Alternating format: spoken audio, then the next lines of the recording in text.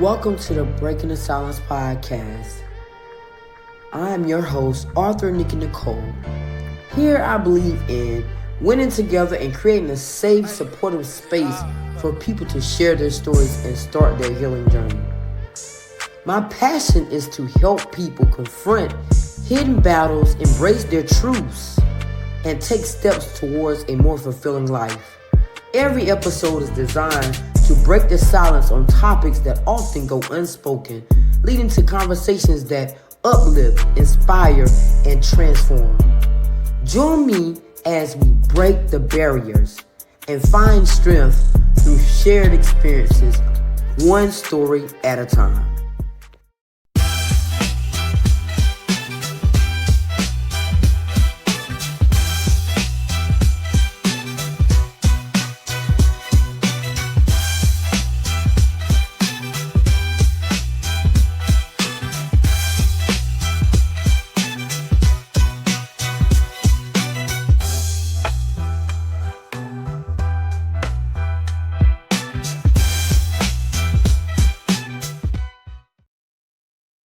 Hey everyone, welcome to another powerful episode of Breaking the Silence. I'm your host, Arthur Nikki Nicole, and this is the platform where the light shines on incredible people who are doing great things and making a difference in the world. Together, we will uncover untold stories, break barriers, and challenge the norms to inspire change. So get ready to be inspired, learn, and join the movement as we break the silence on issues that matter the most and bring awareness to the great people in the world. So, let's dive into today's episode. We are in season 7, y'all. Season 7. And I am beyond excited about putting this gentleman in the spotlight. We were introduced to each other a little while ago, and ever since then, we have been rocking and rolling. So, today's guest is Christopher Williams, aka I know him as Saint. He is the co owner and operates a network and podcast team that deals with multiple streams. When I tell him he's always working, he's always 24/7, seems like he's doing something, y'all. So after this countdown, please welcome this amazing gentleman to the Breaking the Silence platform.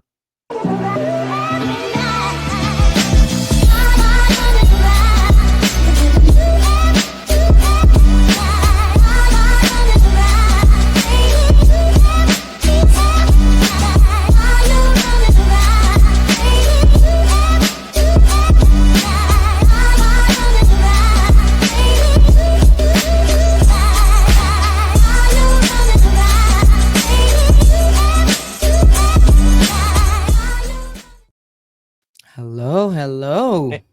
Hey, how you doing? Fine. Thank you so much for accepting my invitation to come and be a guest and allow me to shine the light on you today. So Oh, tell absolutely.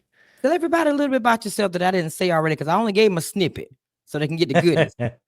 Well, let me see. Well, goodness gracious, I'm so used to, not being on this side of the microphone. Well, let me see. Well, what do you need to what would you like to know? Okay, so let's talk about what inspired you to get involved in podcasting, and how did you become the co-owner of a network? It's crazy. I actually started off in podcasting. I started back in 2008, and I was the co-host of a young lady. Her name was Rocky, and the name of the show was called Large and in Charge, and this was on Blog Talk Radio. And I was, co-host. I was getting my feet wet, and I decided, like the following year, like, hey, wait a minute, I know music, I could do stuff like this, so I can go ahead and do my own podcast. And a good friend of mine, her name is Courtney McDonald Friend. We call her Down South Georgia Girl or Down South Georgia Granny now.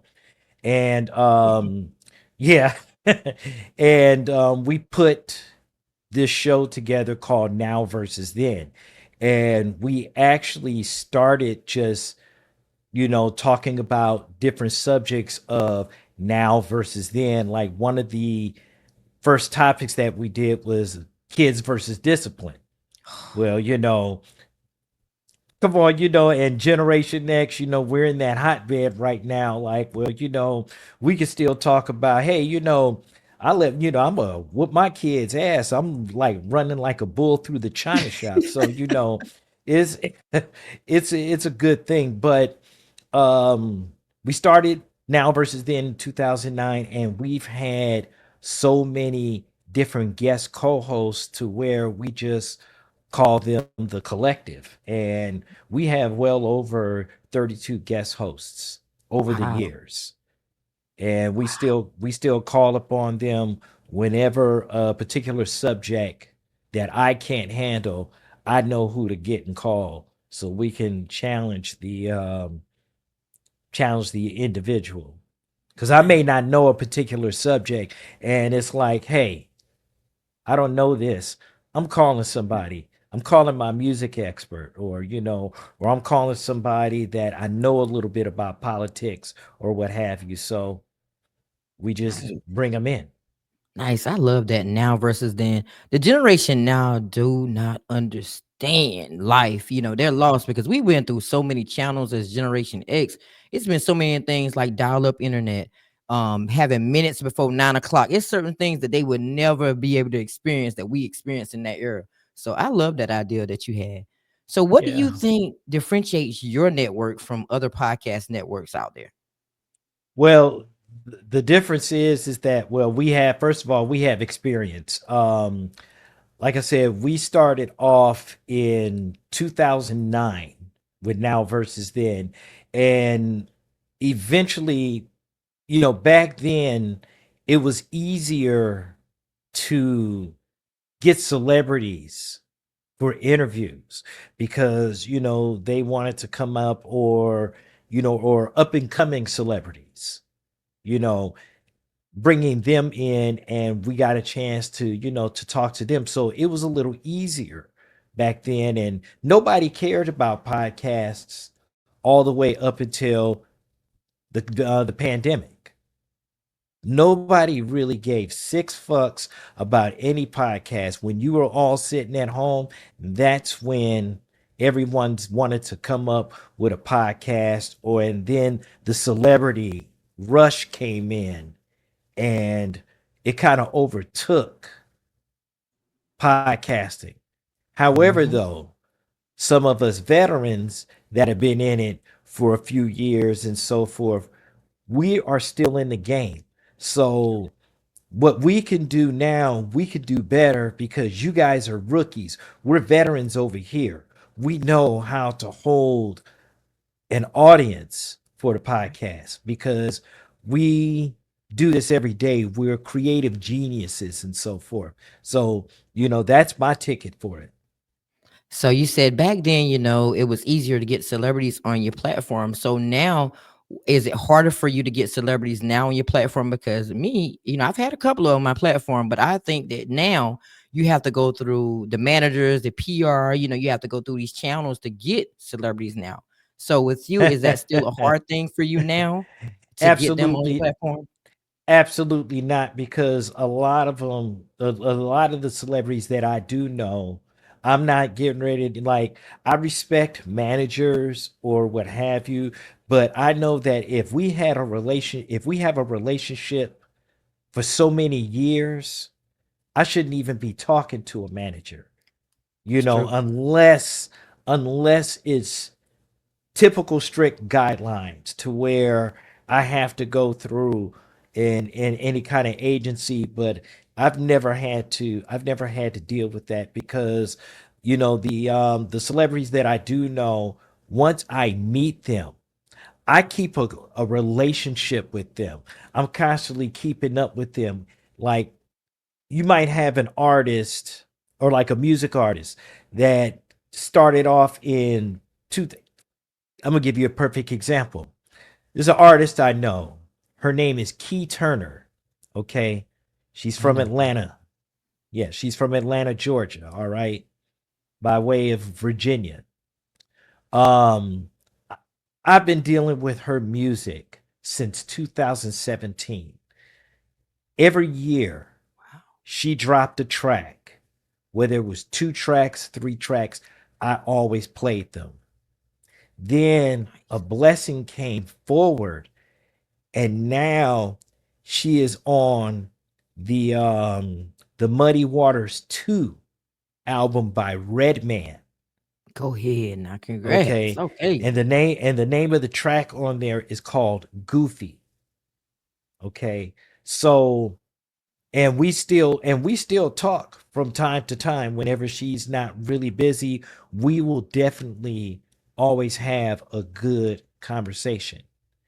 And Right. that's what I'm saying. You are able to promote that person and you keep up with them because you just don't know on what Hmm. side of the coin you're going to land on. And not That's necessarily saying it's, like, you're going to hand me some money or something like that, or I'm looking for a gold record or anything like that, even though that'd be nice. But, I just like the genuine value of the friendship because of the people that you have to get caught up in this kind of stuff every day, and sometimes it helps to talk to somebody that's outside of of it. the regular situation.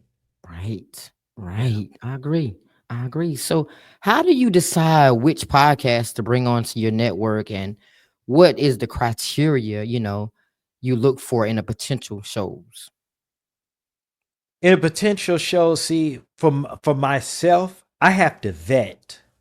I have to vet. I have to do a serious vetting process, because one of the things that happens in the world of podcasting is that you get new people, and you get a little bit of shine, and then all of a sudden they trying to take over your podcast. Like, get the fuck out of here. You step up. No, no, nigga, no, no. We not doing that.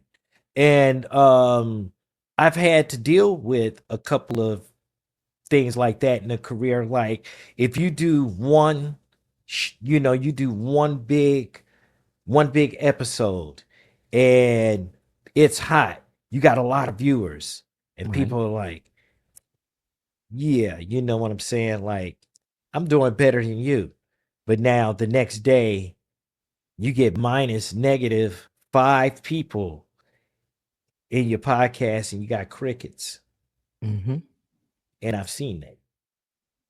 And it's funny to me, you know, but I really you have to definitely, vet, and then we have to go through other people through the group, and in the vetting process, and if it's something wrong with that individual, because a podcast could be great, but Right. sometimes people people can be really ridiculous, and they get cocky, Cocky. and it just doesn't bode well. Right. It never Right. bodes well. Never. You're right. I agree. But everything, I say this a lot. Everything that you do in your life, I don't care what you're doing, is trial and error. Right. That's it. You got to try it out to see where it's gonna go. Yeah. So Well, and then too, you have to be able to take whatever subject, you have to take it seriously, but you have to remember that you're on the air. It could be one person that's watching, but that yes. one person may be somebody that can tell you, or somebody will tell them to, hey, listen to this. I want to go and check this out, yada, yada, Mm, yada, and blah, blah, blah. And that's how it works out. yep. It's how it works out. Your brand is all that you are. If nothing is more important than the brand, even the individual yourself, nothing is more important than the brand. I agree. I And agree I and completely. I believe in that. Wholeheartedly. I do too. I agree with you 100%. And that's why you have to just go in whatever you do in life, authentic. Just be yourself in the beginning, because if you go in pretending, then yourself is going to catch up with you eventually. Then everything Right. comes crumbling down, you and your brand. So, Exactly. so what do you think has been the most rewarding experience, since becoming a podcaster and becoming a part of a network as well? Well, let me see. That's kind of a loaded question. Um, for me, I the enjoyment. I'll tell you this. My best to this day is actually two podcasts, but one kind of outweighs the other. I did an interview with actress Gloria Hendry, and she was she was the first, I guess, the first romantic lead in a James Bond movie. Okay, and the role is her name was Rosie Carver, and the movie is called Live and Let Die. And she was the first leading black actress Nice. in a role.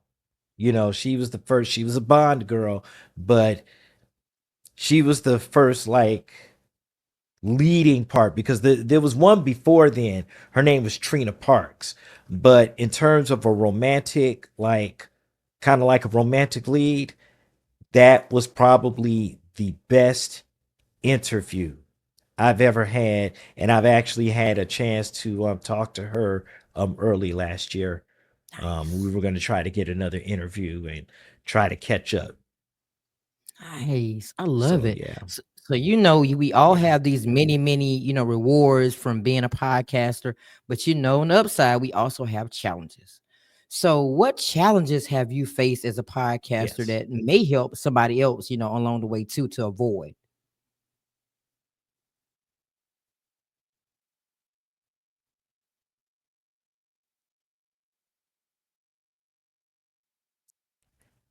You have to definitely be honest. You definitely have to be how can I say? Besides being honest, you have to kind of like you have to just study. You got to kind of like study the room. You have to kind of like study the room. You have to be able to figure out what your thought process is going in. Like whenever I decide to bring up a podcast, I try my best to look at the individual, see what the package is, and try to figure out if it's going to be the fit for. Back then it was called Four Aces Presents, because first Gen Xers, that was our second company. We had to drop away with the other one, and you have to be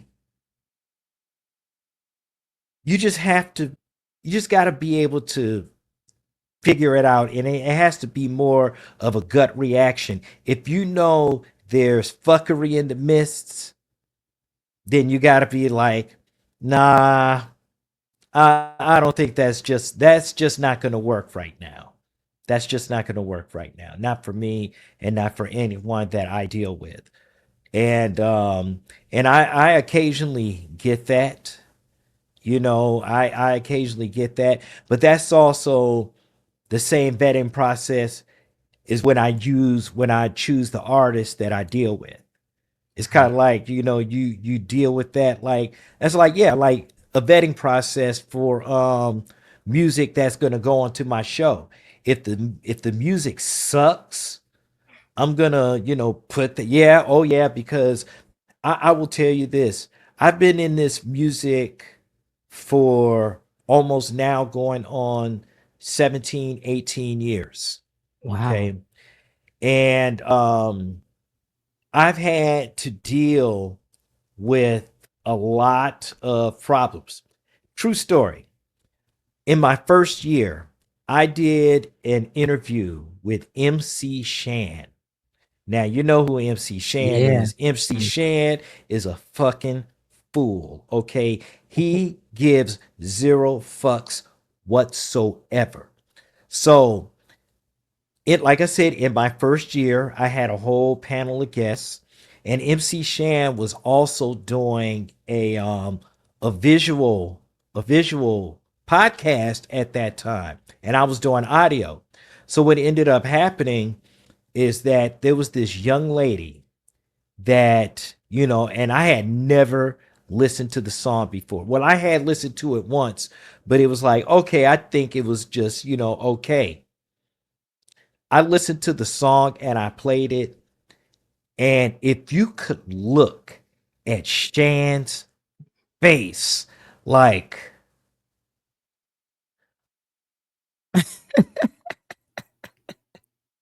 and I heard the song and I was like, and I'm looking at him while we're doing this simulcast, and I'm like, Jesus Christ, this is bad. This is bad. And the song was done. Let me tell you, that man ripped her so hard. Oh wow. He ripped her so hard. She had no business. And then I kind of figured she really had no business in the music industry. And that No. was my first real lesson. The following day, she retired. No. She retired. Yeah, because the thing about it is, you got trounced by an artist, by a legend. Yeah. If your legend shit was, if your shit is trash, you just can't step into this game. You can't step into this game. And I mean, I've rejected quite a few artists because the quality of the music. Mhm. And I just feel that an engineer, if I talk to an engineer about this music, he gonna throw me out the studio. So I'm not getting my studio privileges revoked. Not for anybody. No, no, no, no. I don't care Oh, if it's my friend. If my friend's song is played with a banjo and it's got like 4 or 5 scratches on there with a tuba, nah, nah, nah, nah.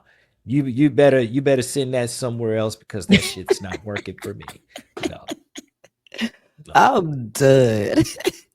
I'm So sorry. I am very, very hard on the with these industries because I'm telling you, I listen, we already know, and Miss Toy, that's my same criteria. I learned a lot from her in terms of the music industry. I learned from, and I'll tell you, my best teachers were Miss Toy, CMG of the Conscious Daughters, and D-Wise of the Brothers Under Madness. And these are all artists that have been in the game for 20 to 25, 30 years, okay? Trust and believe you me, nobody wants the fuckery. And here's the point to where you understand, not necessarily knowing, not necessarily just contracts, but you see the inside of the studio. You can read every type of book that you want to about being in the industry. That comes with experience. And experience. I've Yeah. seen it for so many years. And I've seen so many artists get ate the fuck up because they don't read and write. They don't pay attention. All you see is the money. And then next thing you know, you're leaving out with a box of Newports and some Puma sweats. Mm. That's exactly what happens. Wow. Now that's sad. It is it is sad, but that's just the nature. That's just the nature of this stuff, you know? You're right. You're right. You're It right. is. So I've what seen what it. do It's an ugly practice. what do you believe is the most important quality, in just in podcasting and life in general to be successful? Being honest and being direct. If you can't be 100% honest with yourself, then it's not going to work. If you have to get in there and put on some kind of air, or you have to get in there and you try to come up with some gimmick and you know it's going to fail, then it's not going to work. It's not gonna You work. have to be naturally gifted. You have to be able to show the talent, because if you don't have a talent for any of it, It ain't gonna work. it will fall and it will fail. I promise you. I've seen it. Yeah. It's sad though that some of these artists, I say the ones that deserve to be in the light, they don't know the back of the music industry. So with that being said, like you said, they leave with nothing. They produce all these songs, these great songs, and then boom, nothing. They didn't even go anywhere. They're just one hit wonders. But at the end of the day, who is it that can show them the way though? Because it seems like a lot of these industries, well, not industries, a lot of these labels are only out for the dollar, not really to teach them the business. So, is there any protection for these artists, when they get signed? Well, it depends. You like I said, you have to read. You have to have some kind of representation that's going to represent you, and to make sure that everything is on the up and up. Everything has to be on the up and up. That's why a lot of these artists, are mostly independent, because they are definitely all about having their own money, having their own costs, and being able to not get somebody else's money, but getting all of your Yeah. money. Right, right. I agree. Is not too many artists out there that has their publishing, that has, and I mean independent artists. Right. Okay, I'm not like maybe like having your own production team, having everything that you have at your fingertips, but not answering to no one. That is in the position you have to be. You don't want to answer to nobody. And Body. that is when you get there, when you make it, when you don't answer to anyone, not even a label, not even a studio musician. You don't have to ask anyone You winning. or Winning. answer to anyone. You winning 100%, 100%. 100% winning. especially when it comes to labels. I give you a perfect example. Chris Jasper of the Isley Brothers. Okay, he has produced album upon album. I think he's had like maybe 20, 21 to 22 albums, mostly and all independent, but he produces his own stuff. He comes out with his own stuff, everything, his own label. Okay. He's running that. Yes. Not too many people are doing that. No. And, and I get a chance, and the last year when I got a chance to talk to him, we talked a little bit about that, you know, writing, production, creating the sound, making the music happen. He's winning. He Yeah, winning. All that winning. is Yeah. his. That's all you can do. If you have everything with all your ducks in a row, Mm-hmm. nothing's Can't go wrong with wrong. that. Exactly. You Yeah, can't go wrong doing it that way. You can't. exactly. Man, this has been a great conversation, Saint. Now that we down to the last question. Now, this is kind of like I like to do the out of box question at the end. Sure. So, if you could have a conversation with your future self, what would you say and why?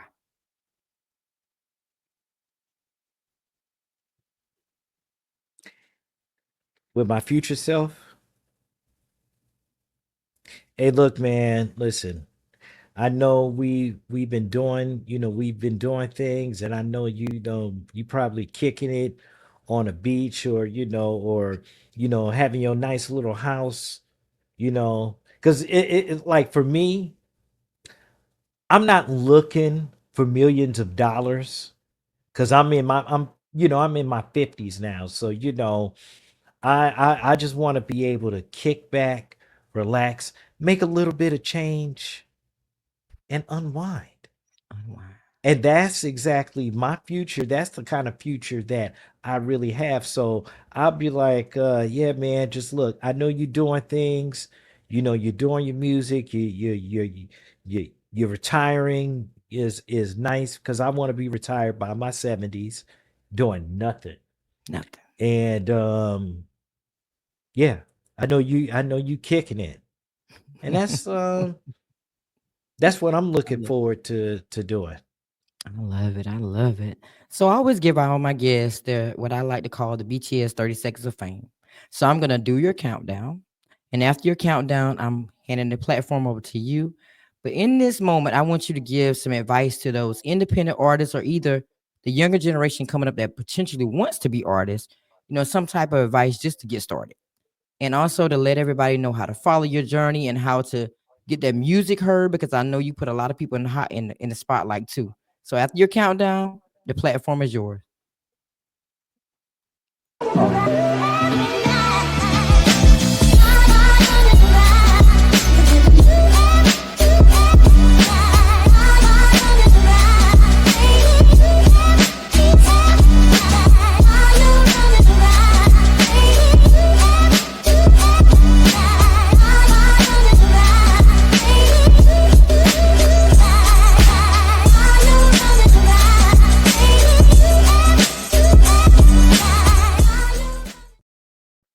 My name is Christopher T. Williams, aka Agent K28, aka better known as the Saint. And I am the owner, CEO of First Gen Xers. I'm also a podcaster of Now versus Then, as well as NVT Deuce. And the best advice that I can give to anyone out there coming up in this industry is to pay attention to the signs. Get yourself a mentor. No one that's trash, no one that's off the hook. Pay attention to the signs, read the knowledge, get yourself a mentor, a good one, and then you learn.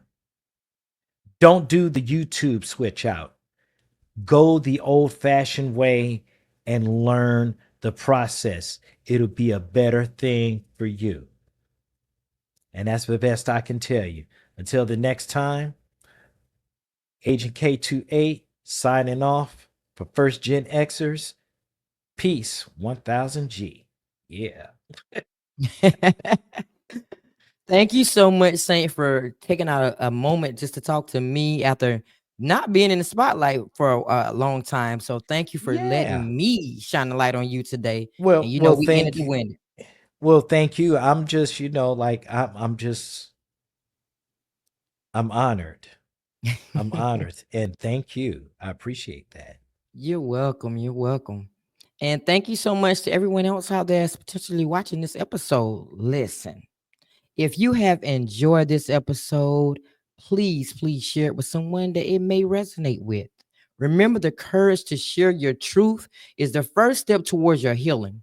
And every story that we tell brings us closer to understanding, growth, and change. So share it with someone that may need it. And let's keep breaking the silence together. So until next time, stay strong, stay inspired, and always speak your truth. Hey, this your girl, Poetically Sincere. I just want to say I did a podcast interview not too long ago with author Nikki Nicole, and I must say it was amazing, okay? All the way down to the detail. Organization, on time. I love a person that's on time. We can get to business. But she did great. Questions, making me feel comfortable enough to even talk to her, and open up and share. So I'm telling you, if you ever thinking about doing this podcast with her, she is the wave. Check her out. Go check out her podcast. Go subscribe to it. I'm all Nikki Nicole. Okay? And yeah. Thanks for watching another episode of Breaking the Silence. I hope you have enjoyed this episode. Please like, share, and subscribe. See you next time.